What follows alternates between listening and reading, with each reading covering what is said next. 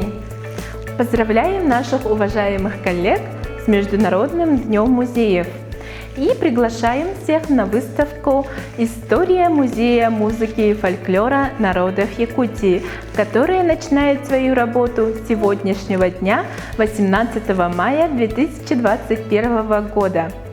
Наш музей, уникальный по своей концепции, был образован в 1990 году и через год приказом Министерства культуры и Республики Саха-Якутия номер 24 был преобразован в Республиканский музей. За это время было сделано очень много работы и собрано большое количество единиц хранения. С результатами 30-летней работы вы можете ознакомиться, посетив нашу выставку. На выставке будут представлены редкие экспонаты, которые дали начало ныне большому фонду музея.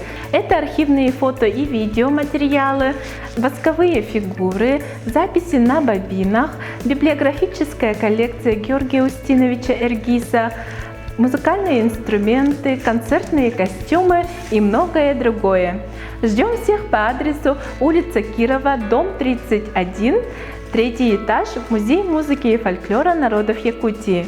Выставка продлится до 28 мая. До скорых встреч!